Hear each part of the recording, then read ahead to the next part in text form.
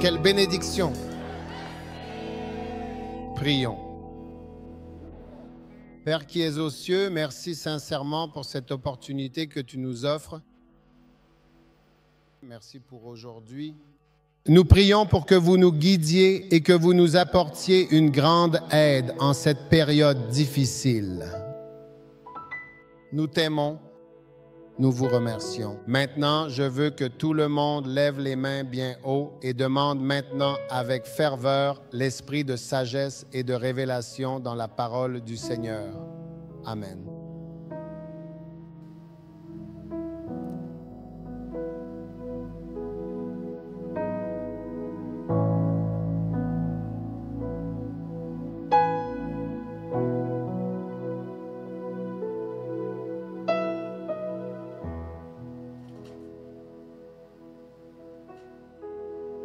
Oh oui, Kanalamandalo, Kanalamandalo, Kanalamandalo, Kanalamandalo, Polendara, Parodiles, Polendara, Kanalamandalo, Shanda, Bazandula, Baba. Au nom puissant et glorieux de Jésus, nous prions avec ferveur pour que l'esprit de révélation divine se manifeste pleinement et abondamment parmi nous, nous éclairant de sa sagesse infinie et de sa compréhension profonde.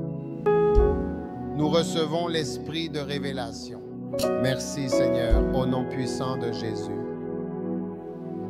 Et tout le monde dit Amen. Que Dieu te bénisse. Vous pouvez vous asseoir. Maintenant, nous étudions qui est celui qui a vaincu le monde. Je veux donc que vous vous tourniez vers 1 Jean chapitre 5 et verset numéro 5. Qui est donc celui qui a véritablement vaincu le monde? Très bien. Regardons cela attentivement à partir de la première épître de Jean, chapitre 5, verset numéro 5. Qui est donc celui qui triomphe pleinement du monde? Très bien. Qui est celui qui triomphe du monde?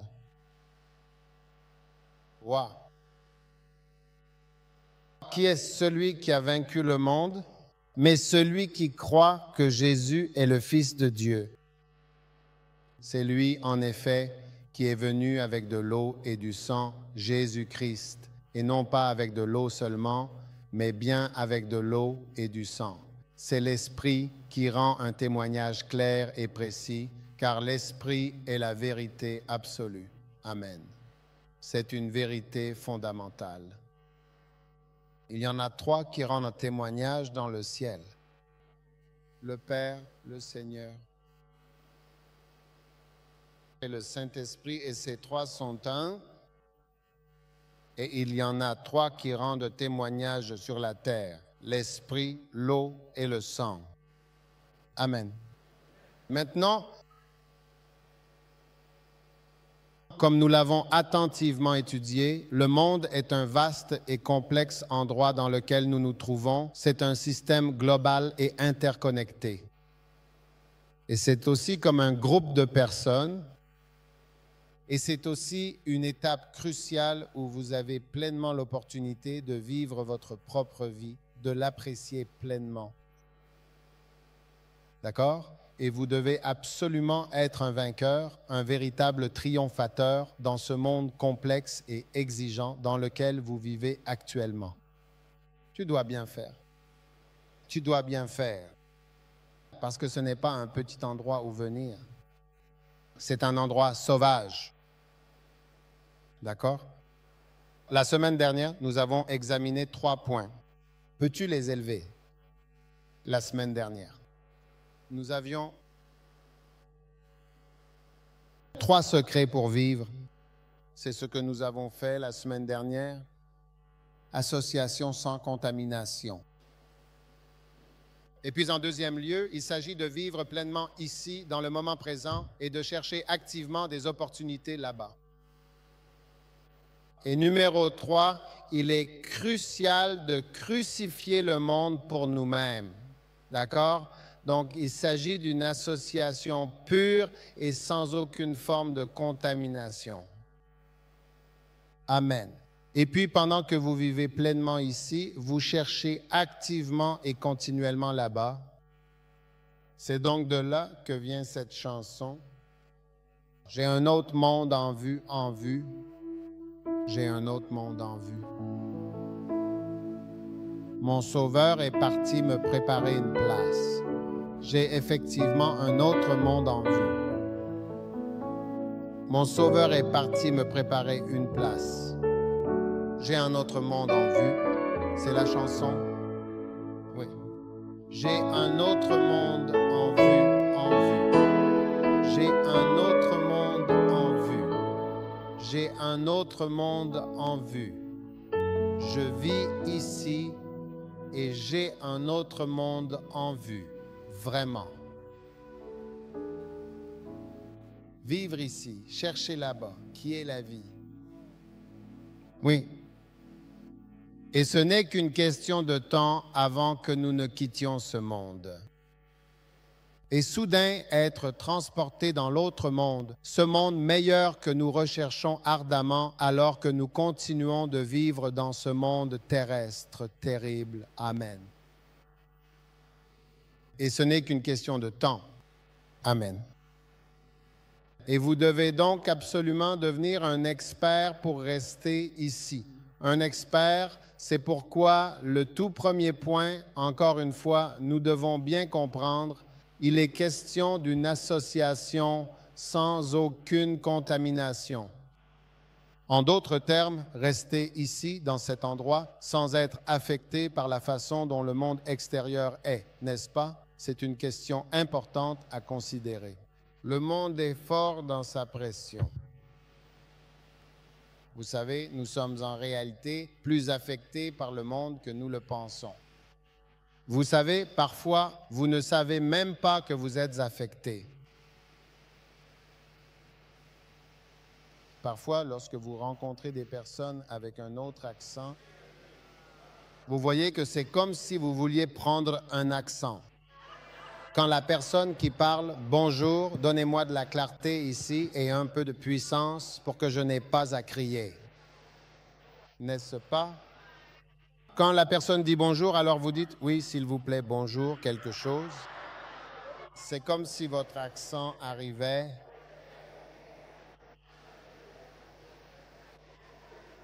Un jour, j'ai dit à quelqu'un « Ta bouche va te faire mal. » Parce que la façon dont tu continues encore et encore quand tu rencontres ces personnes, alors ton accent arrive. Alléluia. Oh non, on sait déjà.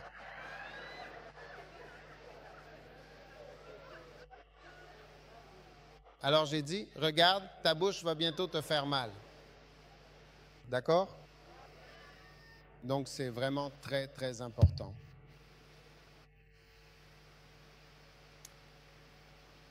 Parfois, tu ne sais même pas que cela t'affecte. Et le monde nous influence. La façon dont nous nous habillons, la façon dont nous nous comportons, la façon dont nous pensons. Le monde nous affecte vraiment. Alors aujourd'hui, je veux que nous passions au sujet suivant.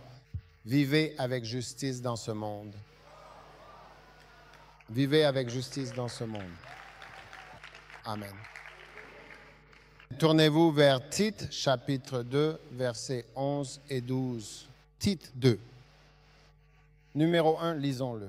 Il est dit, car la grâce de Dieu, cette source inépuisable de salut pour tous les hommes, a été pleinement manifestée au monde,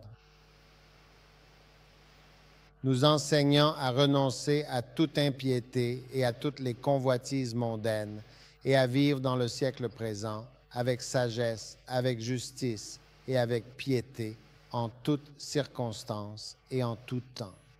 Amen. Alors, vivre dans la droiture, c'est l'un des plus grands défis pour les croyants. Amen. Les mauvais esprits ne sont pas justes. Oui. Et ils ont la plus grande influence dans le monde. Les esprits impurs sont impurs. Et ils nous rendent impurs lorsqu'ils nous influencent. Après le diable, les êtres humains sont les gens justes. Maintenant, vous savez, le diable n'est qu'un pécheur. C'est un misérable pécheur. La Bible dit que le diable pêche depuis le commencement. Il pêche depuis le commencement.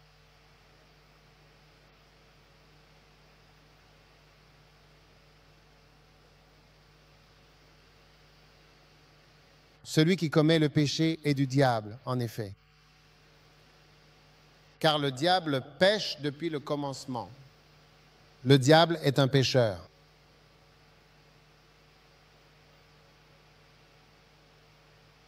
Et donc sa présence même t'influence grandement à pécher. Quand un esprit impur vient à toi, il te rend impur. Quand le diable vient à toi, il te fait pécher. Ainsi les esprits. La Bible dit que le diable est le dieu de ce monde. Et le dieu de ce monde. Hein? Dans 2 Corinthiens, chapitre 4, il est clairement dit que le Dieu de ce monde, a profondément influencé le monde entier. 2 Corinthiens, chapitre 4. Verset 4, « En qui le Dieu de ce monde a aveuglé l'esprit de ceux qui ne croient pas. » Donc, il y a bien un Dieu de ce monde, un Dieu qui exerce une influence.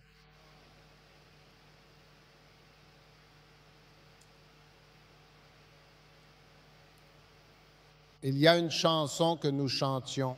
Il tient le monde entier dans sa main. Il tient le monde entier. Dans ses mains, il tient le vaste monde entier.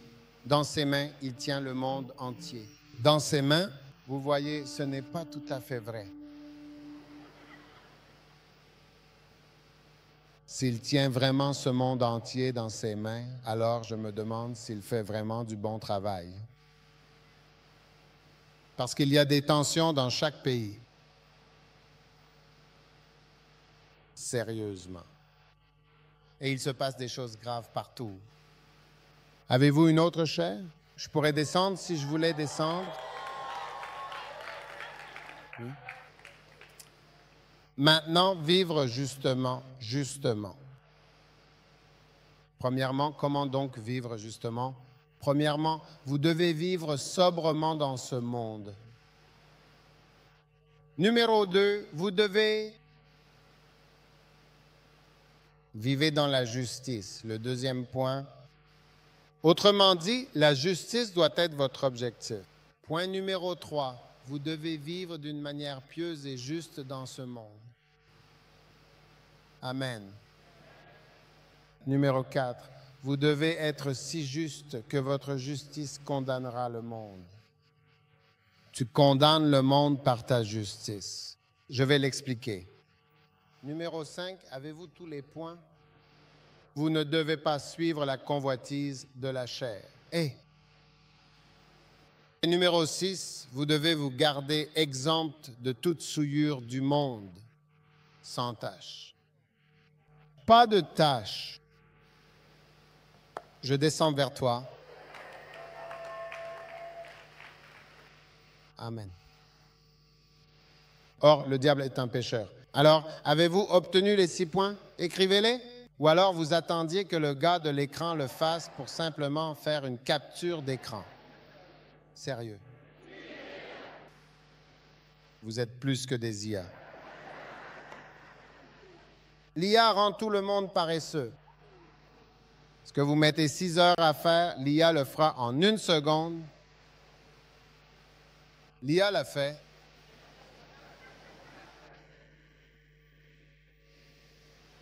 Maintenant, non, mais ils n'ont pas mis les Écritures. Nous attendons que l'IA le fasse. Tu dois vivre sobrement, d'accord? Sobrement. Amen. Maintenant, numéro 2, vous devez vivre de manière juste et droite. C'est clairement dans notre écriture d'origine, l'écriture sainte avec laquelle nous avons commencé. C'est Tite, chapitre 2, verset 11. Il faut vivre sobrement. Cela signifie que vous devez véritablement devenir plus réfléchi et surtout ne pas être sous l'influence néfaste de quelque chose d'extérieur. Tu vois? Amen. Le numéro 3, et quel était le 3e point? tu dois vivre. Ce qui est pieux dans ce monde est pareil. Titre 2.11. Ensuite, numéro 4, vous devez condamner le monde par votre justice. Amen. C'est Hébreux 11, verset 7. Par la foi, Noé, averti par Dieu, a été saisi d'une profonde crainte et a préparé un acte important pour le salut éternel de sa maison. Par cela, il a clairement condamné le monde, il a fermement condamné le monde par ce qu'il a fait de significatif. En construisant l'arche, tu vois, en suivant fidèlement Dieu et en servant Dieu avec dévouement, eh bien, il a clairement condamné le monde. Il leur a dit par ses actions que vous êtes finis, vos jours sont comptés, vous êtes condamnés. C'est pourquoi parfois les incroyants ne nous aiment pas, parce que nos vies les condamnent. Quand tu vis dans la droiture, cela les fait se sentir mal. Oui. Tu ne veux pas avoir de petit ami? Tu n'as pas de petit ami? Aujourd'hui, c'est vendredi. Tu ne bois pas? Dieu merci, c'est vendredi. Prends un verre. Oui, c'est vendredi. Je te dis, c'est vendredi, mais qu'est-ce que tu attends? Dieu merci, c'est vendredi. Prends du gin, prends de la vodka, prends ce que tu veux. Profitons du week-end, commençons. Numéro 5, tu ne dois pas suivre les désirs de la chair. Oui. Et numéro 6, tu dois te garder pur, sans tache. As-tu noté tous les points? Alors tu peux rentrer chez toi maintenant parce que je t'ai donné tous les points. D'accord? Tu peux rentrer chez toi maintenant. Alors maintenant, prenez juste une capture d'écran, ceux qui regardent en ligne. D'accord? Nous parlons de qui est celui qui triomphe du monde. Et nous avons 6 points, de très beaux points. Maintenant, passons rapidement en revue ces quelques points importants. Il est dit que tu dois vivre sobrement, sobre. Que tout le monde dise, je veux être sobre. Qu'est-ce que ça veut dire, être sobre? Sobre, c'est que tu n'es pas ivre. D'accord, donc tu n'es pas ivre. C'est tout, c'est bon maintenant. Qu'est-ce que cela signifie d'être ivre?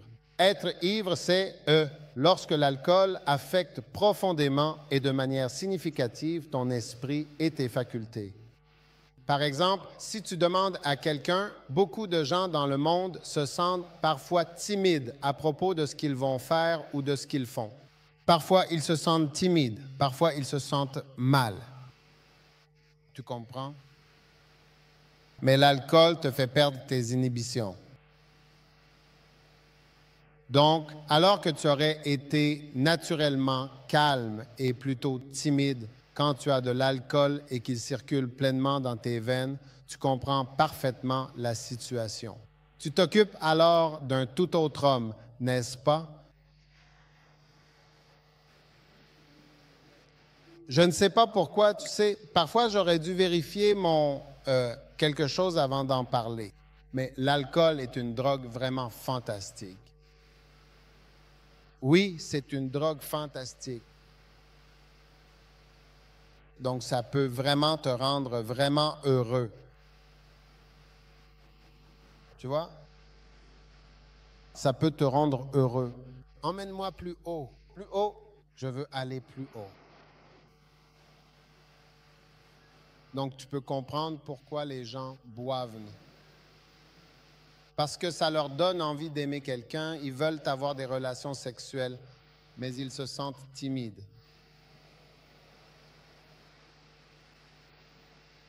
Quand ils en prennent un peu. Qui? Je suis un Superman. Je peux tout faire.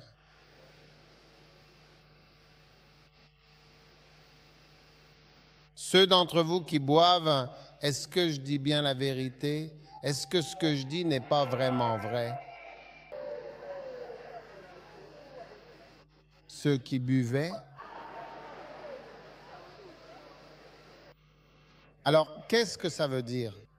Ce que ça veut dire, c'est qu'il y a autre chose qui agit en toi, ce qui te fait penser et ressentir différemment et de façon erronée, de sorte que tu prendrais de mauvaises décisions.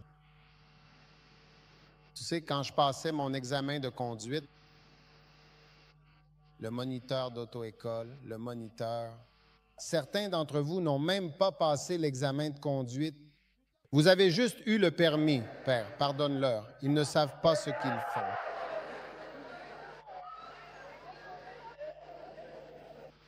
Quand je parle de mon examen de conduite, je conduirai pendant les tests. Au Ghana, ce Ghana-ci. Pendant l'examen, l'homme m'a posé une question. Si tu conduis sur la route la nuit et que tu vois une autre voiture venir droit sur toi avec les phares allumés, que ferais-tu? Oui, ça faisait partie du test. Et il a dit, qu'est-ce que ce serait? Puis il a dit, enfin, après que j'ai répondu, je ne sais pas ce qui s'est passé. Et puis il a dit, il est tout à fait possible que l'homme dans l'autre voiture soit complètement ivre. Et donc, c'est pour ça qu'il est venu de ce côté et qu'il vient vers toi. C'est pourquoi, donc, si on t'arrête et qu'on vérifie effectivement ton sang et qu'il y a bien sûr de l'alcool, cela veut dire que tu n'es pas sobre. Cela signifie que ton esprit est différent. Parce que tu n'es pas sobre, tu ne prends pas de bonnes décisions. Quand tu t'assois dans la voiture, tu conduis tous ceux qui sont avec toi. Nous sommes dans ta voiture. Et tu ne vas pas prendre la bonne décision. Au fur et à mesure, avançons. C'est tellement grave que tu peux tuer des gens. C'est pour ça que tu seras arrêté. Tu peux faire ce que tu veux, mais boire et conduire, tu ne peux pas faire ça. Donc, si tu es dans ce monde et que tu veux réussir, rien ne doit t'influencer. Maintenant, quelles sont les choses qui peuvent te faire perdre ta sobriété? L'alcool peut, les filles peuvent. Parfois, tu vois, les filles peuvent, les garçons aussi. Un garçon peut t'entraîner. Tu vois une fille, tu te demandes, est-ce que tu te comportes bien? Il y a un garçon quelque part. Ce que tu fais, est-ce normal? Tu vas à Kumasi aujourd'hui et tu reviens dimanche. Tu es étudiante, une fille. Une jeune fille étudiante. Cela veut dire qu'il y a une influence certaine qui te guide. Qu'est-ce que tu fais exactement? Qu'est-ce que tu fais donc? Alors, regarde le verset. S'il te plaît, regarde le point « Bonjour ». Il est écrit, tu dois vivre comment? Sobrement. Rien ne doit t'influencer à partir de maintenant jusqu'à ta mort. Rien ne devrait t'influencer en dehors de la parole de Dieu.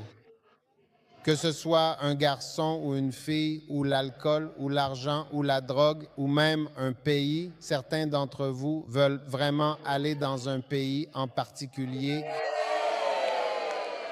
Cela t'influence tellement, vraiment.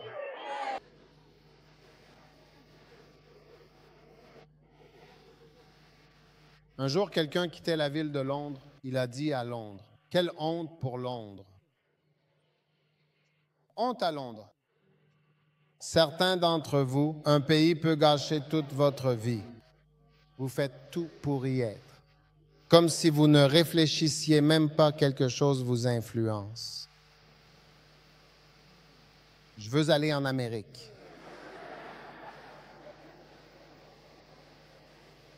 L'Amérique ou le suicide. Dubaï aussi. Je veux ce gars. Je veux épouser ce gars. Ton esprit doit être clair.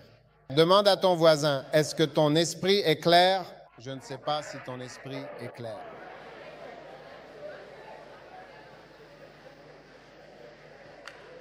Est-ce que ton esprit est clair? Quand ton esprit est clair, cela veut dire que tu es sobre. Rien de puissant ou fort ne t'influence. Oui. Oui. C'est comme ça qu'on reste dans ce monde. L'une des façons, c'est d'être sobre. Vis sobrement. N'accepte pas, même quand tu te maries, que ton mariage te change.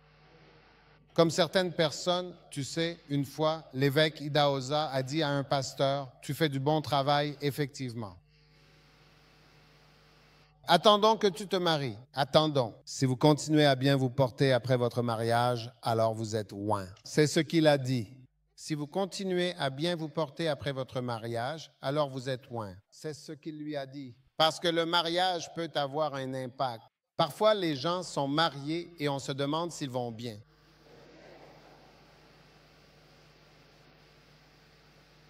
Ils ont poussé le principe « Marie, aime tes femmes à l'extrême ». Et ils ont pris des femmes. Aimez-vous, soumettez-vous à votre mari. Jusqu'à un autre extrême, et on voit que toute la vie part dans tous les sens. Alors demande-toi, qu'est-ce qui me contrôle?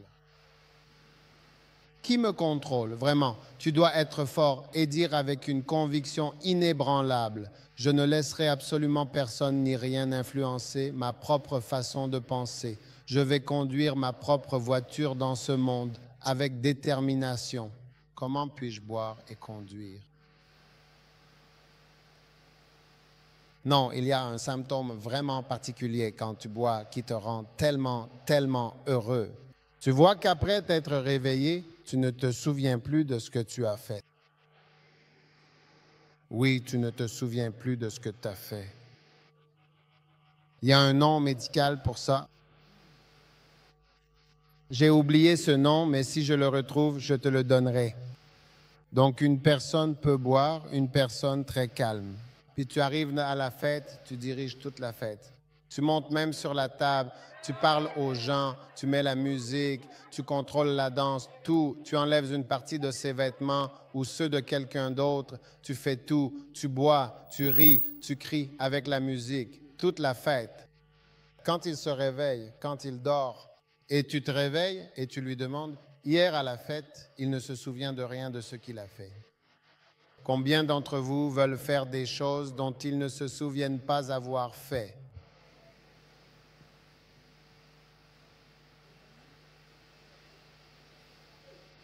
Il y a tellement de filles qui sont allées à des fêtes et on leur a donné un verre. Et quand elles l'ont bu, elles ont commencé à perdre leur lucidité. Et quand elles ont perdu leur lucidité, elles se sont même mises à dormir. Et puis, les garçons qui avaient donné, un garçon m'a dit qu'il avait mélangé la boisson et l'avait partagée avec elles. Mais quand elles se sont endormies, ils leur font tout. Et ils s'en vont, il faut faire attention. Quand on te donne un verre, est-ce que c'est quelque chose qui va changer ma façon de penser? Certaines personnes font de la politique, ça change leur pensée. Avant que tu n'entres en politique, tu ne parlais pas comme ça. Qu'est-ce qui a changé? Avant que tu n'entres en politique, le dimanche, tu étais assis là. Avant d'avoir de l'argent, tu étais humble. Maintenant que tu as de l'argent, regarde-toi, regarde comment tu te comportes et comment tu parles. Écoute attentivement, fais bien attention. Votre vie, soyez sobre, car la sobriété est très nécessaire et absolument essentielle. Quel est le numéro 2? Nous avons presque fini. Amnésie induite par l'alcool. C'est comme ça qu'il l'appelle. Amnésie induite par l'alcool. Oui. Quand j'étais à l'école d'Hashimota, je me souviens d'un gars, nous y sommes allés, il buvait. Il ôta ses vêtements et marcha nu de l'ouest vers l'est. Peut-être qu'il était ivre. Amnésie induite par l'alcool.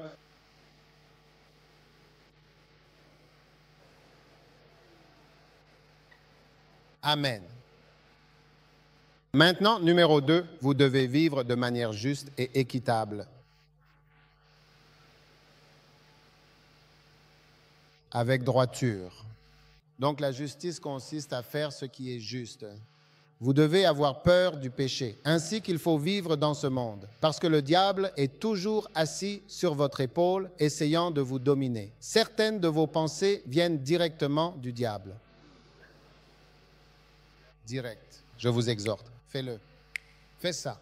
Combien d'entre vous ont déjà eu la forte impression que quelque chose vous disait de faire quelque chose? Lève la main. Tout ce qui vous pousse et vous incite profondément, à partir d'aujourd'hui, il se brise au nom de Jésus. Non, rien ne peut vous influencer en dehors de la parole de Dieu. Comme Jésus était dans le désert, le diable s'approcha de lui et lui dit, « Regarde du sang. Transforme la pierre en pain. » Jésus dit, « Regarde, j'ai faim. J'ai envie de le transformer en un bon pain chaud. Mais parce que c'est toi qui le dis, je ne ferai rien qui vienne de l'ennemi. » N'obéissez jamais aux démons dans votre vie. Alors le diable l'emmena sur une haute montagne et lui dit, « Saute et vole, vole. » Jésus vole. Jésus a dit, « Je peux voler, mais je ne vais pas abuser de mon pouvoir. »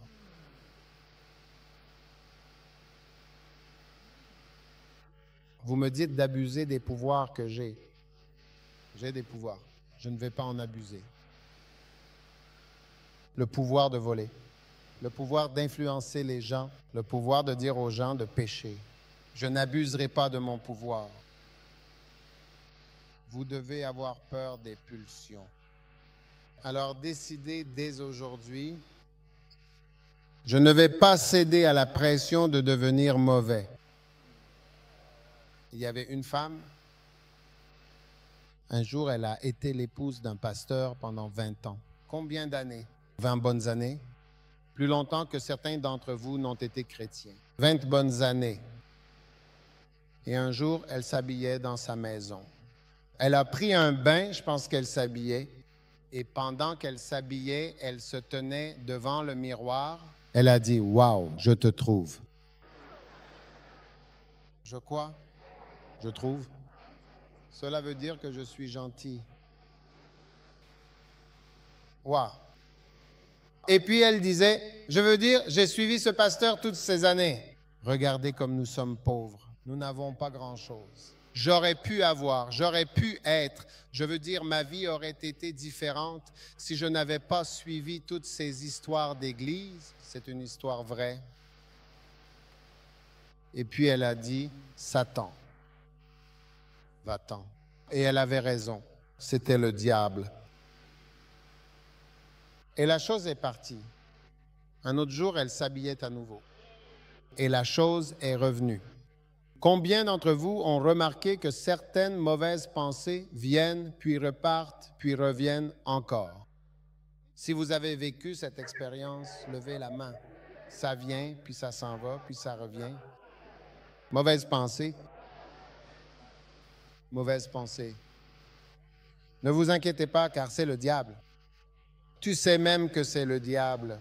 Le diable est plus persistant que quiconque. Il n'a pas de travail. Cela fait de mauvaises choses. Parfois, vous voyez des gens qui n'ont rien à faire. C'est pourquoi ils font de mauvaises choses. Amen. Alors le diable revint une troisième fois. Et il lui a dit, « Toi, vous avez perdu votre temps. Regarde comme tu es belle. Regarde ta silhouette. Tu es comme une bouteille de Coca-Cola. »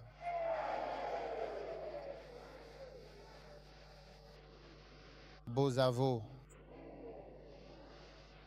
Peut-être qu'un garçon le lui avait même dit. Il y a des gens qui aiment courir après les femmes des gens. Il y a des gens qui courent après les femmes enceintes. Ils n'aiment que les femmes enceintes. Il y a des gens qui courent après, je veux dire, différents types de personnes qu'ils poursuivent. Le diable pêche depuis le commencement. Et puis, finalement, elle a dit oui. Donc, je pense qu'elle a eu une grosse dispute avec son mari. Oh, une histoire très triste. Et à la fin, ils se sont séparés. Et puis, elle est allée dans une boîte de nuit. Elle est devenue chanteuse, elle qui venait de l'église. Chanteuse de boîte de nuit. Elle chantait. Oui. Huh? Could you please repeat that? I didn't catch that. Elle chantait fréquemment dans des boîtes de nuit animées et lors de grandes fêtes privées. Et elle avait tout appris à l'Église, parce qu'elle était chanteuse à l'Église. Dis à la personne, ne chante jamais à l'Église, chantez dans le monde. S'il vous plaît, trouvez le chanteur le plus proche, chanteur. Venez à l'Église et apprenez le chant. Ferez dans le monde.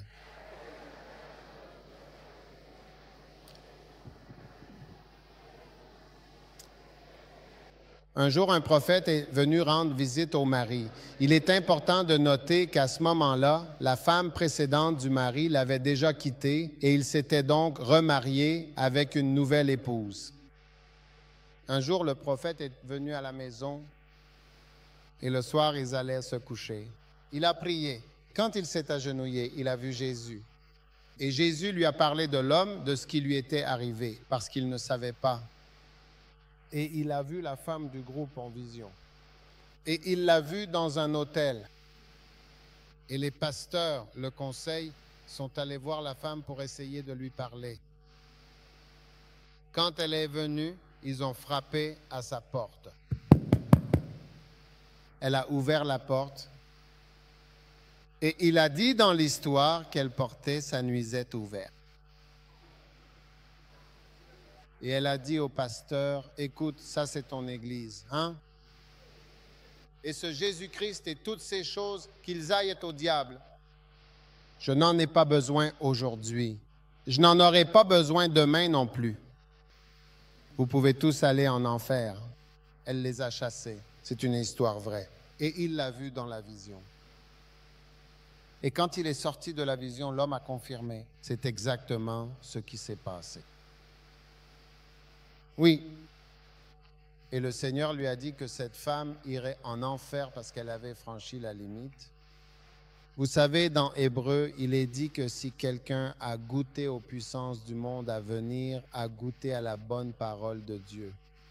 Et dans Hébreu chapitre 6, oui, et a expérimenté le goût de la parole de Dieu, continue. Et le verset suivant, s'ils viennent à tomber, il est impossible de les renouveler à nouveau. Commencez au verset 4. Il est impossible de les renouveler. Donc, parce qu'elle était la femme d'un pasteur, tu comprends, il est impossible pour ceux qui ont été éclairés. Elle était profonde. Tu ne peux pas être profond et ensuite avoir goûté aux dons célestes et rendu participant du Saint-Esprit, avoir goûté à la bonne parole et aux puissances du monde à venir. S'ils viennent à tomber, il est impossible de les renouveler à nouveau, de les réparer. Pourquoi? Parce qu'ils veulent que le Fils de Dieu soit crucifié une seconde fois pour un second salut. Alors il lui a dit que cette femme avait commis un péché qui mène à la mort et qu'elle ne pouvait pas revenir. Il l'a vue aller en enfer. Donc tu dois vivre dans la droiture. Fais attention aux démons. Et dans la vision, le démon avait l'habitude de venir s'asseoir sur l'épaule de la femme. Puis il a dit que de l'épaule, il s'est déplacé vers l'esprit. Puis elle l'expulsait. Ensuite, il revenait, se déplaçait vers l'esprit. Mais la troisième fois, sur l'épaule, est entré dans la tête. Après cela, entré, descendu jusqu'au cœur. Il y a certaines pensées, quand tu réfléchis, les méditations de mon cœur. Certaines pensées, quand tu réfléchis, les méditations de mon esprit. Et certaines pensées, quand tu y penses, sont la méditation de ton cœur. Ce n'est pas profond. Combien d'entre vous ont eu de mauvaises pensées, mais ce n'était pas profond, ça n'est pas allé loin? Mais il y a certaines pensées, quand tu commences à réfléchir profondément. Cela signifie que les démons entrent à l'intérieur. Oui. Alors tu dois apprendre à vivre justement et à résister au diable quand il vient à toi. Et tu sais, le diable est le seul à te suggérer de faire le mal. Oui. Et à te dire que des choses qui ne sont pas des péchés en sont et que des choses qui sont des péchés n'en sont pas. Alors, numéro 3. Numéro 1, c'est quoi? Répétez tous après moi. Numéro 1. Tu dois vivre. Comment? Sobrement dans ce monde. Numéro 2, tu dois vivre justement. Numéro 3, vous devez vivre pieusement. Que signifie vivre pieusement? Être pieux, c'est faire tout ce que Dieu veut naturellement faire. Tu fais ce que Dieu fait. Que fait Dieu? Dieu pardonne. Dieu aime. Dieu est amour. Il ne doit y avoir absolument personne à qui vous ne pouvez pas accorder votre pardon. Vous pouvez pardonner à cette personne, mais cela ne signifie absolument pas que vous devez rester avec elle ou que vous devez maintenir une relation étroite ou même voir la personne à qui vous devez pardonner. Et tu dois aimer. Wow. Donc, être pieux, cela signifie être comme Dieu. Tu dois te dire qui? Genre qui? Comme Dieu. À quoi ressemble Dieu? À quoi ressemble Dieu? À quoi ressemble Dieu? Tel que Dieu est, tel que vous devez être. Oui. Que ferait Dieu? Qu'a fait Dieu? Que fait Dieu? Vous savez, un jour, il a vu quelqu'un qui était tombé dans le péché et les gens disaient, « Oh, c'est fini. » Et puis, je me souviens, qu'est-ce que Dieu a fait? Dieu est un rédempteur. Il y a un rédempteur. Est-ce qu'il y a une chanson comme ça? Rédempteur. Qui peut la chanter? Jésus, le propre Fils de Dieu, le Messie et le Sauveur de l'humanité. Précieux agneau de Dieu, le Messie tant attendu, notre Sauveur, le Christ.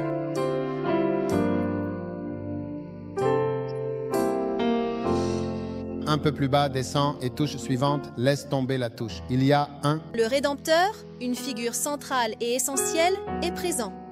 Il existe bel et bien un Rédempteur, celui qui apporte la délivrance et l'espoir à l'humanité. Sa présence est une promesse de salut et de rédemption pour tous. Il n'y a personne qui ne puisse être racheté. Il y a qui ne puisse être restauré.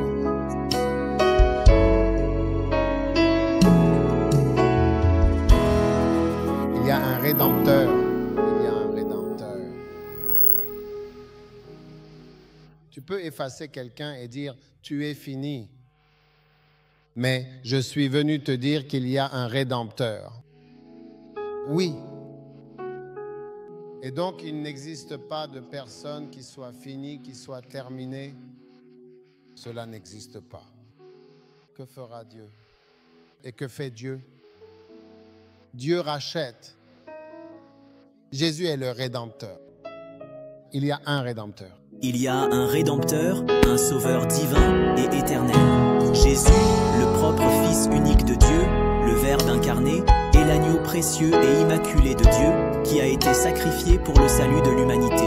Il est le Messie tant attendu, le Christ promis, le Roi des rois et le Seigneur des seigneurs, véritablement tout en un, en qui réside la plénitude de la divinité et la source de toute grâce et de toute vérité, le chemin, la vérité et la vie pour tous ceux qui croient en lui.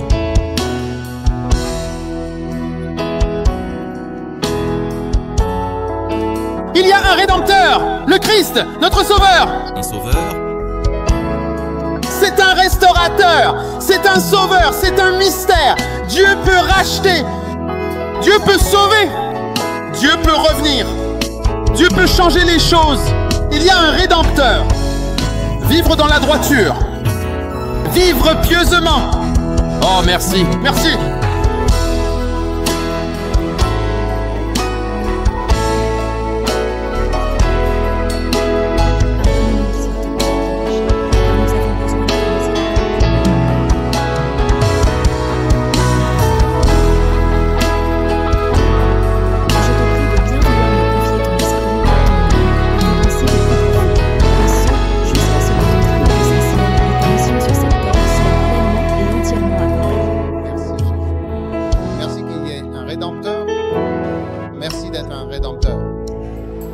Tandis que nous vous servons et que nous vivons pour vous, nous vous rendons grâce et nous vous louons.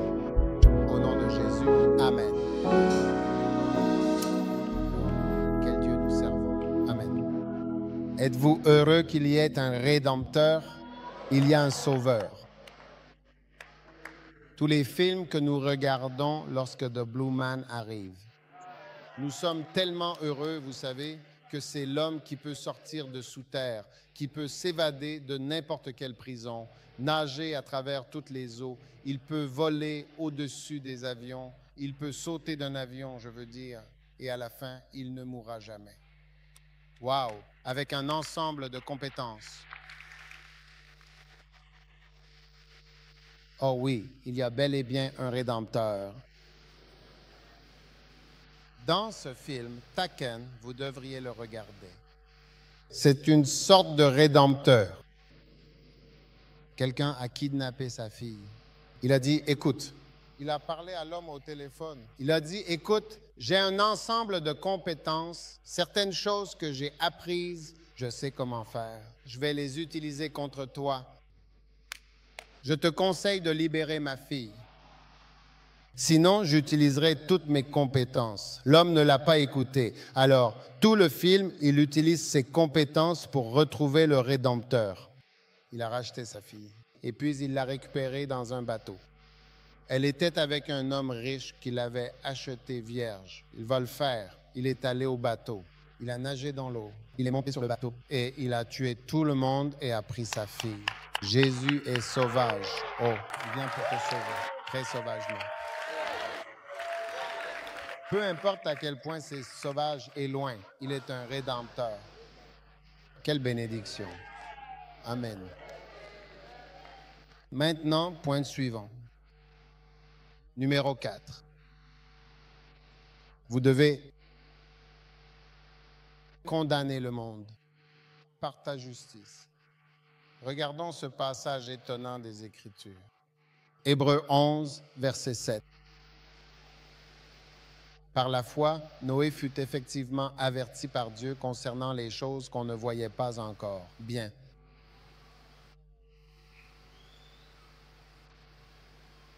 Des choses pas encore vues. Bien. Ému par la peur, il prépara alors une arche pour sauver sa propre maison et tous les membres de sa famille qui y vivaient. Par lequel il a condamné le monde. Il a condamné qui? Le monde. Il le regardait construire l'arche dans l'obéissance à Dieu. Tout comme aujourd'hui, il nous regarde bâtir l'Église. Oui. Cela fait plus de 30 ans. Depuis que j'ai commencé à construire des églises. Oui. Et ils nous ont observés. Continuez à regarder. Nous sommes dessus. Alors tu dois être comme Noé. Sois un bâtisseur d'église. Tu n'es pas trop petit. À 11 ans, tu regardes de la pornographie. Je t'en supplie. Ce n'est pas trop jeune pour recevoir l'onction. Ils ne sont pas trop jeunes pour recevoir l'onction. Laisse-les te regarder. Ils observaient Noé. Qu'est-ce que tu fais? Qu'est-ce que tu fais? Tous les journalistes sont venus. Nous voulons faire une interview. Nous venons de CBQQR. Pouvons-nous vous interviewer? Que construisez-vous? On dit que vous construisez un bateau. Est-ce un bateau? Et il a dit qu'il construisait un bateau et qu'il fabriquait des cages. Des cages pour qui? Pour les animaux. 2 par 2. Tu sais? Comment s'appelle une personne qui attrape des animaux pour un zoo? Dis-nous. Non, le gardien de zoo garde les animaux. Lui, il chasse, il attrape les animaux vivants. Ça a un nom, une désignation spécifique, en fait.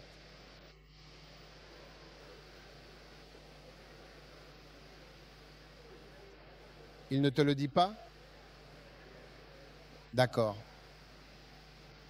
Un quoi? Non.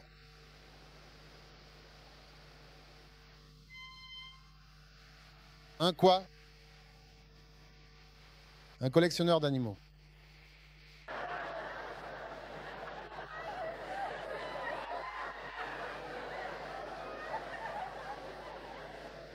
Attrapeur d'animaux sauvages.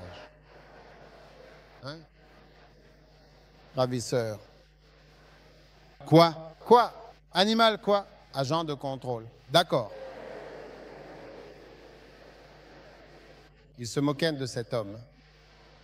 Vas-tu vraiment amener un lion ici? Tu penses qu'un lion peut rester sur cette arche? Fin, ils se sont moqués de lui. Les nouvelles, les médias, ils l'ont mis sur Facebook, Twitter. J'ai dit Noé.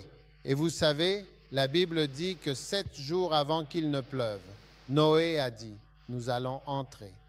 Alors il a attrapé tous les animaux qu'il voulait vraiment, les a mis en sécurité dans le bateau, a pris des antilopes pour nourrir les lions affamés et des moutons pour nourrir les tigres, les loups, tout le monde, 2 par 2.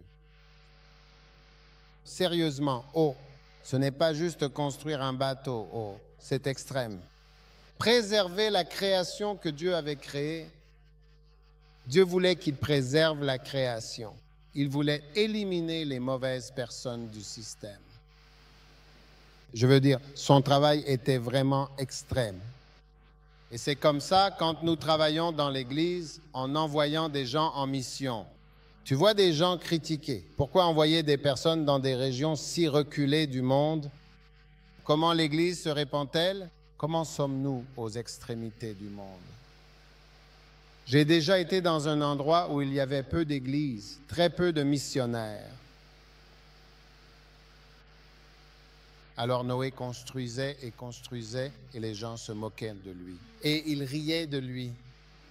Et la Bible dit qu'une semaine avant le moment prévu, Noé est entré dans l'arche pour 7 jours. Montre-nous dans les Écritures. 7 jours, ils sont entrés 2 par 2, comme Dieu l'avait ordonné. Et il arriva après 7 jours. Et il arriva qu'après 7 jours, les eaux du déluge arrivèrent. Donc, ils sont restés à l'intérieur pendant 7 jours. Il n'y avait pas de pluie. Le journaliste entourait l'arche.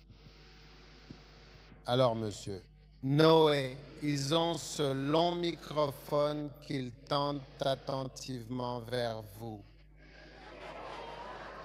Pouvez-vous commenter cela? Le présentateur météo a prédit qu'il n'y aurait pas de pluie les prochains jours.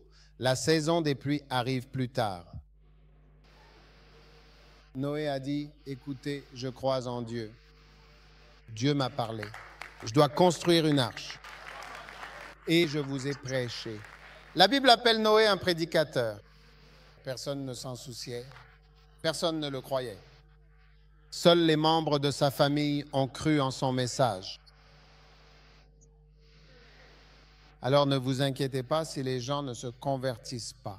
Noé ne put prendre que ses fils et leurs femmes, ainsi que sa femme. 3 fils. 8 âmes. Regarde ça. Trouvez l'Écriture. Il est dit que 8 âmes ont été sauvées. Seulement 8 membres. 8 âmes. Oui, Noé entra avec lui dans l'arche, ses fils, sa femme et les femmes de ses fils à cause des eaux du déluge. Mais un autre passage des Écritures parle des 8 âmes. Il a dit qu'avec le temps, ils étaient désobéissants, patients et qu'ils attendaient avec impatience. Au temps de Noé, pendant que l'arche se construisait, dans laquelle un petit nombre d'âmes, 8 furent sauvées à travers l'eau. 8 âmes.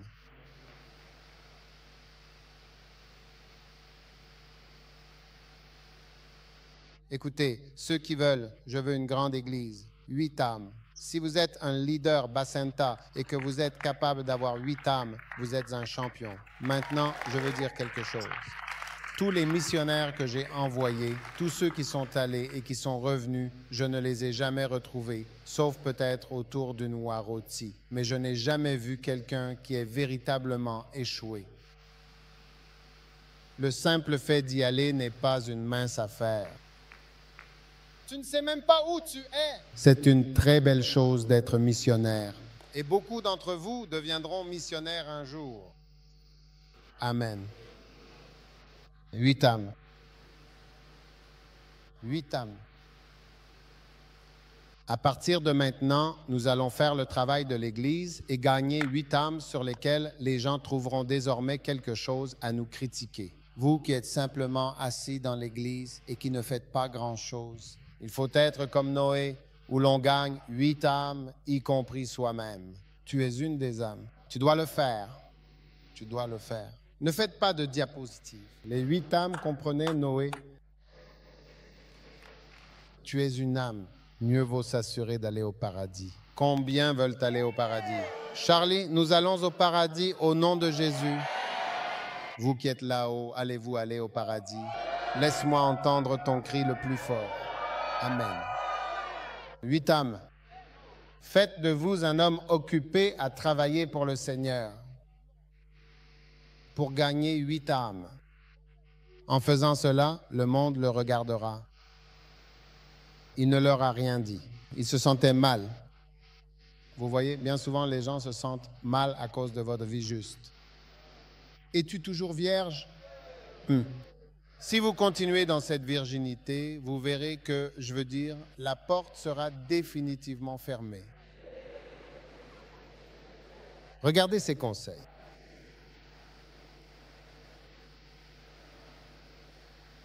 Ou tu es un garçon et tu es vierge. Comment un garçon peut-il être vierge? Sois un homme. Tu dois être un conquérant. Tu dois aller de fille en fille. Vous devez surmonter. Comment peut-on être vierge à cet âge? Ouais? Ne t'inquiète pas. Laissez-les rire. Il y a un dicton qui dit que celui qui rit le dernier rit le mieux. A le rire le plus agréable.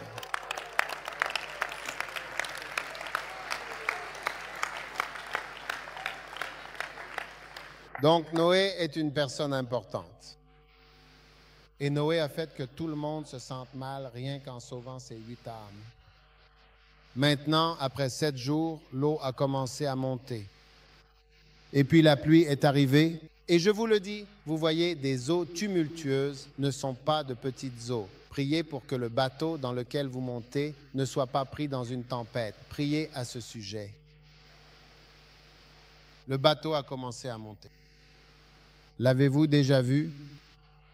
Si vous voyez un film avec une tempête, priez à ce sujet. C'est pourquoi, sur chaque navire, il y a des médicaments contre le mal de mer. Pour vous, parce qu'il suffit d'un petit balancement comme ça, vous verrez que votre sobriété va s'envoler.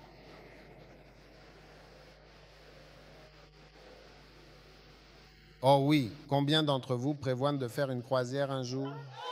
Levez la main. Je veux prier pour vous concernant les croisières. À cause de l'arche de Noé, si vous n'êtes jamais monté sur un bateau, levez la main si vous croyez en Dieu. Merci pour les lunes de miel sur les croisières. Seigneur, merci pour les vacances. Nous prions afin que nous ayons une compréhension plus profonde de l'arche de Noé. Au nom de Jésus, les anniversaires sur les croisières, faites-le pour vos enfants, je vous prie. Fais-le pour tout le monde, Seigneur, ceux qui regardent en ligne, au nom de Jésus. Amen. Maintenant, vous voyez, nous avons donné, dit la Bible, plaider votre cause. Nous avons donné une raison à Dieu. C'est à cause de l'arche de Noé. Nous devons très bien comprendre ce message. Asseyez-vous, s'il vous plaît. Maintenant, quand le bateau est arrivé sur l'eau, il a commencé à monter comme ça. La tempête arrivait, puis ça tremblait. Alors les animaux ont eu peur. Les loups commencent à courtiser. Les lions commencent à les chevaux bas. Les vaches les moutons disaient mais. Tous les animaux criaient et le bateau partait dans cette direction comme ça. Et personne n'était là avec sa famille. Sérieux? Non, moi. J'ai lu le livre que j'ai vu. Ils l'ont décrit. Ils ont dit que c'était le chaos sur l'arche. Le bateau montait, descendait. Wow, un animal différent. Et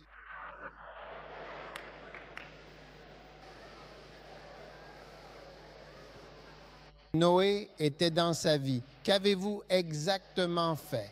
Vous nous avez amenés ici, 8 âmes avec des animaux dangereux.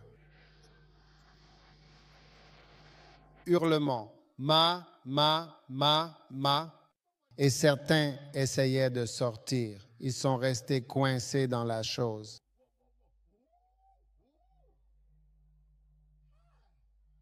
Noé dedans disant, Seigneur, ne laisse pas le tigre s'échapper.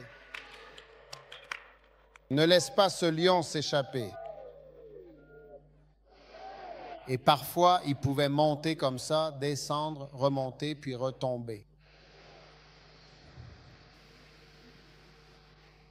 Quand mes fils étaient petits, je les ai emmenés sur cette moto qui va sur la mer. Ils disaient qu'ils voulaient vraiment y aller, qu'ils voulaient absolument y aller. J'ai dit, d'accord, allons-y. Quand je les ai emmenés loin, je les ai emmenés loin. Tu vois, la mer a l'air plate depuis la terre. Mais quand tu es sur la mer comme ça, tu vois que là où se trouve le toit, ça monte comme ça. Et toi, tu es ici, ça monte comme ça. Tu as l'impression que tout arrive vers toi. Et ça va dans ce sens. Quand on était loin, j'ai vu qu'il y avait un danger potentiel parce que si la moto se retournait et tombait là, on était maintenant au large, en pleine mer. Alors, j'ai fait demi-tour rapidement, je suis revenu sur la terre ferme. Depuis ce jour-là, ils n'ont plus jamais rien dit à ce sujet. On veut aller ici? Non.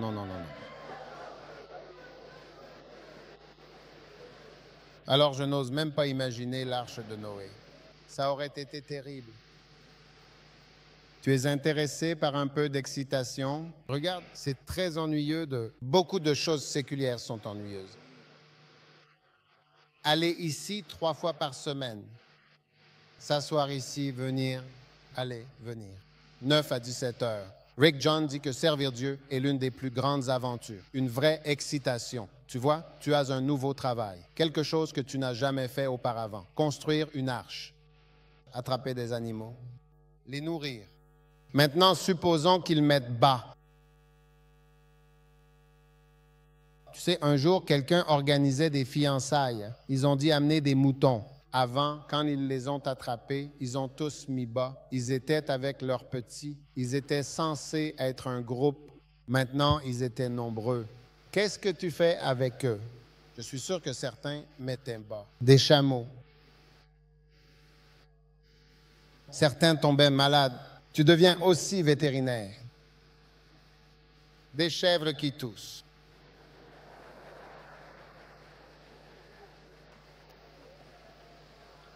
Combien d'entre vous veulent de l'excitation dans leur vie? Deviens un responsable Bacenta. J'ai besoin que tu sois un responsable Bacenta passionnant de 8 âmes. Assiste à la réunion de prière. Participe à la prière flow. Change ta vie. Je te dis chose d'excitant. Je viens de suivre une formation de médecin. J'étais à la polyclinique Manprovi. J'ai vu, j'ai dit, c'était mon lieu de travail. J'aurais été là tous les jours. Mais regardez ce qui est excitant. Aujourd'hui, quelqu'un dit cela. Demain, quelqu'un dira ça. Nous sommes excités. Dis-le à quelqu'un, Charlie. Je vais être comme Noé dans ce monde présent. Amen. Numéro 5, le numéro 1, c'est quoi? Revenons au point important. Numéro 1, il faut vivre sobrement. Combien seront sobres? Y a-t-il une fille qui vous empêche de rester sobre? Y a-t-il un garçon qui te fait pas sobre? Le numéro 2, c'est quoi? Vivez la droiture. Numéro 3, quoi? Vivez pieusement ce monde.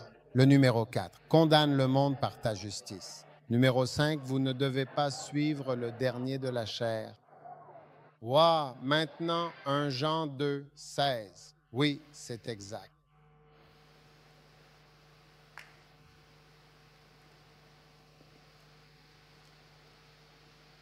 Tout ce qui est dans le monde, le dernier de la chair. Tout ça, c'est quoi? Dans le monde, qu'est-ce qu'il y a dans ce monde? Dernier de la chair. Combien d'entre vous ont eu la dernière part de votre chair depuis votre naissance? Regardez, si vous luttez avec le reste de votre chair, levez la main en signe de reddition. Jésus va vous toucher maintenant. Que veut faire ta chair?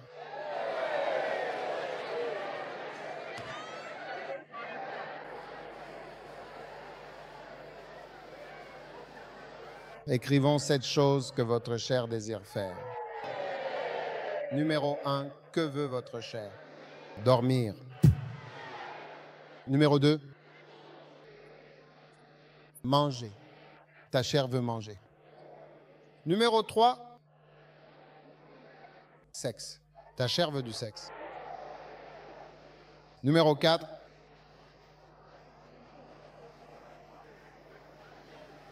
non, je parle de la chair. Confort. Votre chair a besoin de réconfort. Votre chair aime être choyée. Confort, la vie douce, pas de stress. Que veut encore ta chair? Votre chair veut regarder des films, c'est clair. Regardez des films. Numéro 6. Ta chair veut vraiment s'amuser, n'est-ce pas? Ouais, ta chair veut absolument s'amuser. C'est certain, sans aucun doute. Un jour, quelqu'un allait rendre visite à sa bien-aimée. La mère dit « Amuse-toi bien. Amusez-vous. » Mais c'est censé être s'amuser, pas s'amuser. S'il te plaît. Alors ta chair veut donc vraiment s'amuser, bien faire la fête toute la nuit.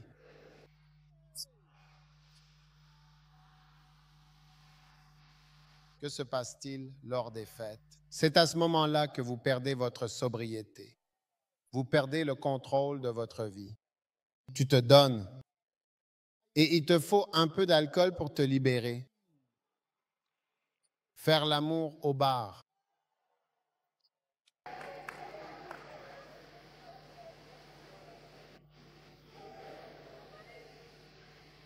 Et dans la voiture,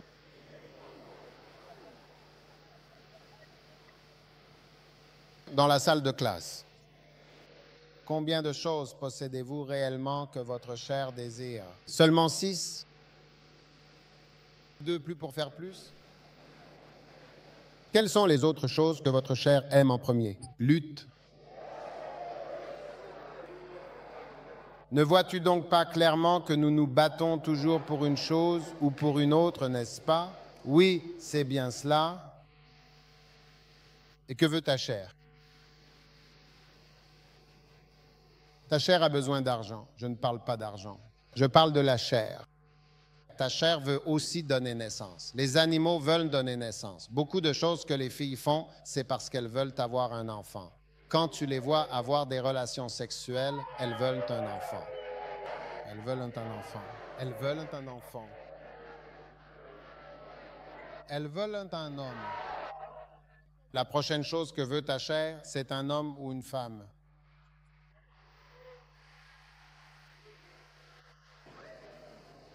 Ta chair veut un homme ou ta chair veut une femme, c'est-à-dire la chair de l'homme veut une femme et la chair de la femme veut un homme. Et de nos jours, il y a même des mélanges. Et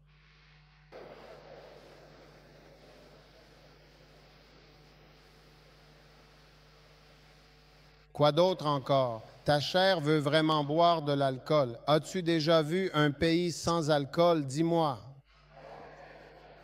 Hein? Boire, faire l'idiot? Oui. Tous les commerces qui buvaient. Tous les aéroports. Alors, combien en avez-vous sur votre liste? 9. Dix. Mentionnez votre liste. 10 choses que la chair désire. Ah, elle en a 10. Dormir. La chair veut dormir, manger, faire l'amour, se réconforter. Et la détente? Est-ce la même chose que le confort? Non, ce n'est pas le cas. OK. Confort et détente. Oui, le repos. D'accord. Et ensuite? Regarder des films, s'amuser. Regarder des films, toutes sortes de films. Quel genre de film? Des films romantiques. Des films nigérians. Des films pornographiques. Des films d'action. Des films de tueurs. Des films coréens, des films d'horreur. Je veux dire, tu regardes quelque chose d'horrible, mais tu veux quand même le regarder. As-tu déjà vu Frankenstein? C'était un cadavre à la morgue, puis ils l'ont recousu, et puis ils ont branché l'électricité et il a pris vie et s'est mis à marcher. Quand j'étais enfant, je l'ai regardé. J'ai dit, mon Dieu, j'ai eu peur pendant longtemps. Pourquoi regardons-nous de telles choses? Et tu le vois bouger comme un cadavre revenu à la vie. Des chats, ils l'ont découpé et il bouge avec les chats. Eh!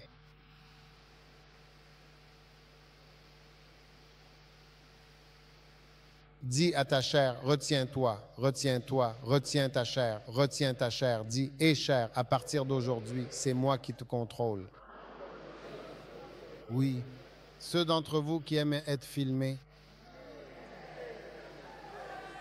qu'est-ce que cela veut faire?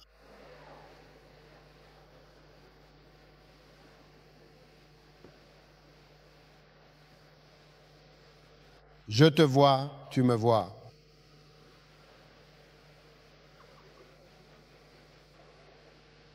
C'est le dernier désir de la chair. La chair le désire. Alors, j'arrête. Dis à ton voisin, j'arrête. Cette chair est sous contrôle à partir d'aujourd'hui. Tiens la chair de ton prochain. Dites non à votre voisin, leur oreille, et dis-moi, je vais t'aider à contrôler ça. Au nom de Jésus. Amen. Maintenant, le numéro 6, le dernier. Premièrement, vous devez garder votre « et ». Est-ce une bombe de chair? Jacques, chapitre 1, verset 27. La religion pure et sans tache devant Dieu notre Père, c'est ceci. Visiter les orphelins, les veuves dans leur détresse et se garder sans tache. Sans tache. Souligner sans tache du monde. Et taché. Alors, qu'est-ce qu'une tâche? Une tâche, c'est le plus petit contact et la plus petite influence.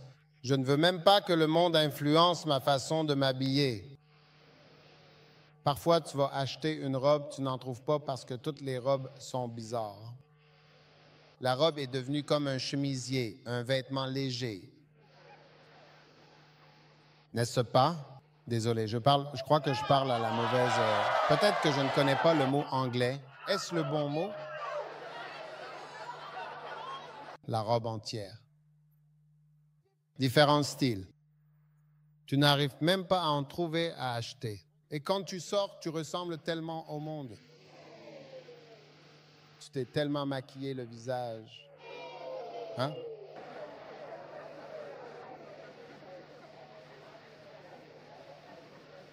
On ne peut même pas reconnaître que tu vois les filles tellement. Tout le temps, elles ne peuvent pas s'asseoir, toujours en train d'ajuster quelque chose à elles. Pourquoi? Qu'est-ce que c'est? Nous voulons voir ton vrai visage. Tu changes ton visage. Tu deviens vieille plutôt que ton âge. Tous ces produits chimiques sur ton visage, au bout d'un moment, tu sais, un jour, quelqu'un qu'on voyait toujours maquillé, mon ami l'a rencontré dans un avion. Il la connaissait. Mais je pense qu'en voyageant, elle s'était dit, « Charlie, il faut que je me sente libre. » Oui. Donc, alors qu'elle était là, dans la petite tasse, il est passé à côté d'elle. De haut en bas, il pourrait. Il ne l'a jamais reconnue. Comme une transformation. C'est comme une personne différente. Qu'est-ce que c'est? Oh, Frère, avant de proposer, le visage doit être sans maquillage. Après le mariage, il sera de toute façon enlevé et vous obtenez le vrai visage. C'est ce qu'on appelle un test d'eau, je vois. Est-ce un premier test d'amour, test d'eau? Lavez-vous le visage avant de dire « je t'aime ». Mills, est-ce que te maquilles à la maison? On ne se maquille pas à la maison. Vous ne voulez donc pas impressionner votre gentil mari ou les gens à la maison. Oh! Donc tout ça n'était que du spectacle, Pour impressionner les gens, tu n'as même pas un coin du monde sur toi. Elle dit de rester intacte du monde. Les visions et les objectifs du monde pour cette vie n'en ont même pas une once. Tu dois avoir ça, tu dois être ça, tu dois être comme ça, tu dois avoir ça, tu dois vivre ici, vous devez avoir ce type de voiture, tu dois avoir ça, vous devez posséder ceci. Tu dois être ici, tu dois être là, tu dois faire ça. Non, non, non, aucune tâche. Aucune tâche. Ne laissez pas le monde vous influencer, vous contrôler du tout. Tu dois vivre sans même une tâche. Le type de fille que tu aimes, tu l'as vu à l'église. Mais le monde t'a dit que ça, c'est bien. Et tu te dis que lorsque tu amèneras cette fille, les gens diront, tu sais, très bien. Donc, on t'a dit que c'est ça qui est bien. Pourtant, ça ne te plaît pas à toi. Non. Et tu es allé épouser autre chose.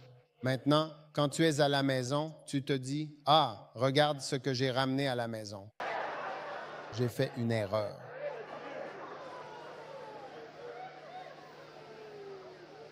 Dis à ton voisin, « Aucune tâche. » Aucune. Écris-le dans tes notes. Aucune tâche venant du monde. Aucune tâche venant du monde. Magnifique. Quel est le point numéro 1? Écris, aucune tâche. Je ne veux aucune tâche. Aucun signe, aucune trace du monde. Même lorsque nous sommes à l'église, aucune trace. Il ne doit y avoir aucune trace. Juste le christianisme. Juste Jésus. Je n'ai pas besoin de ressembler à ceci, d'être comme cela, de faire ceci ou de faire quoi que ce soit. Levez-vous. Magnifique. Quel est le numéro 1? Allons au point. Oh, et je veux que tu prêches à ton voisin. Quel est le numéro 1? Tu dois être sobre dans ce monde. Quel est le numéro 2? Tu dois vivre justement dans ce monde. Quel est le numéro 3? Tu dois vivre pieusement. Quel est le numéro 4? Tu dois condamner le monde par ta justice. Numéro 5, tu ne dois pas suivre les convoitises de la chair. Et numéro 6, tu dois te garder pur du monde. Alléluia. Levez les mains. Dis, Jésus, aide-moi à vaincre, à vivre justement et intégrité, à vivre sobrement et modération, à vivre pieusement et dévotion, à vivre sans tache dans ce monde. Levez vos mains saintes. Nous te rendons grâce. Nous te louons. Nous te rendons grâce. Nous te louons. Je suis celui qui a été en mesure de faire cela pour vous. Le pouvoir, cette force intrinsèque qui réside en chacun de nous et qui nous permet de réaliser de grandes choses est une capacité fondamentale. De faire le bien, nous te rendons grâce pour tout le bien que tu nous fais. Oh oui, nous te louons. Oui, Seigneur. Oh oui. Lève ta main et dis, Seigneur, je veux être dans ce monde. Je veux vivre sans contamination. Seigneur, je veux vivre sans contamination. Je veux vivre ici et m'asseoir là-bas. Je veux vivre ici et m'asseoir là-bas. Oui, je veux vivre pieusement et justement, sobre et repéré dans ce monde. Je veux construire mon arche de Noé et gagner mes 8 âmes pour Jésus alors que je vis dans ce monde. Je veux gagner les 8 âmes, les 8 âmes que tu me donnes et faire mon travail et te servir de tout mon cœur. Merci Père pour ta grande bénédiction et le pouvoir que tu nous a été remis et nous l'avons reçu avec une grande gratitude et une sincère reconnaissance. Amen.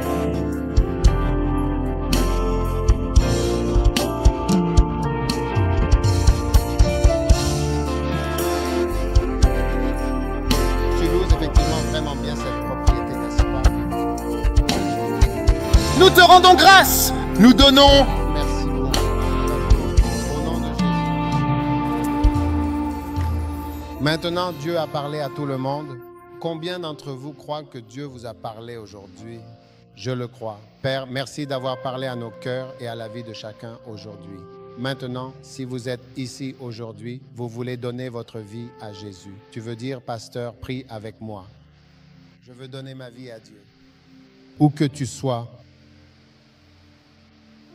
je ne sais pas, peut-être que quelqu'un t'a invité, mais je veux aussi prier avec toi spécialement. Si tu veux donner ton cœur et ta vie à Dieu aujourd'hui,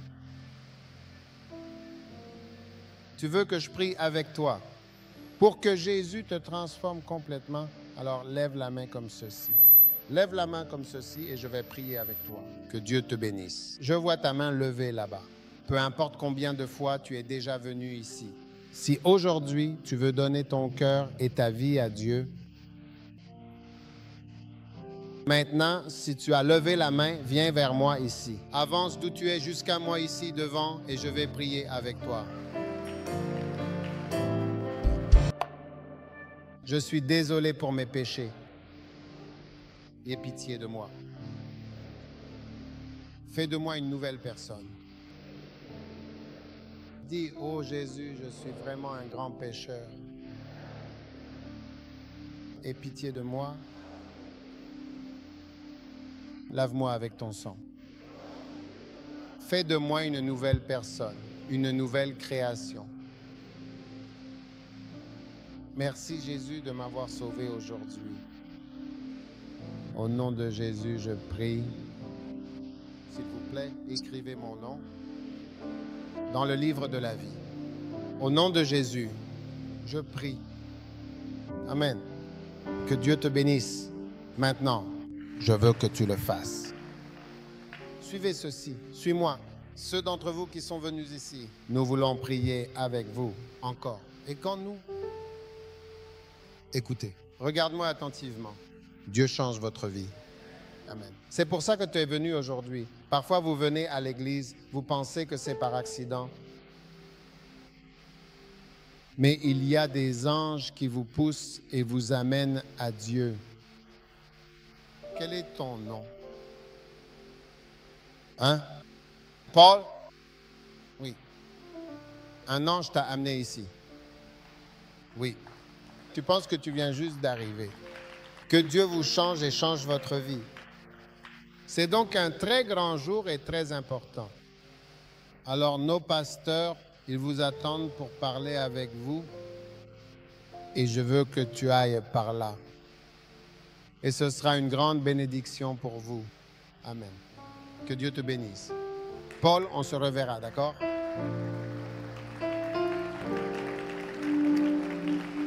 Oh, applaudissez-les et encouragez-les.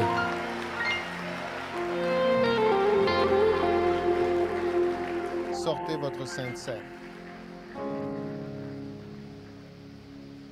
Sortez votre Sainte Seine.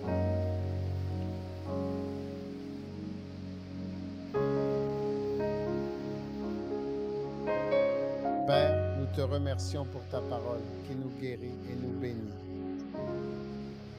Le corps de Jésus-Christ, Père céleste, qu'il y ait un véritable miracle maintenant, un miracle puissant maintenant, un miracle divin maintenant, au nom de Jésus, le corps sacré de Jésus-Christ.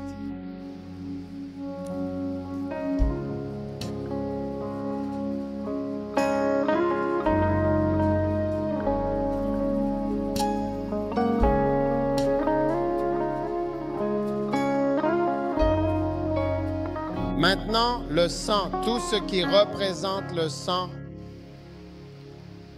que la puissance et la miséricorde de Dieu coulent, Seigneur, alors que nous recevons ce vin, qu'il soit transformé en sang de Jésus-Christ, le sang de Jésus.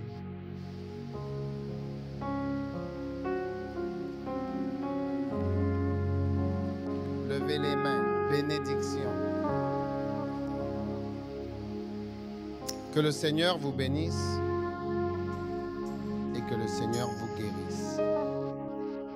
Comme vous avez pris et participé à la communion, la bénédiction du Seigneur repose sur votre vie. Quiconque est entré ici est sous une bénédiction. Que vous rentriez chez vous avec une grande bénédiction sur votre tête.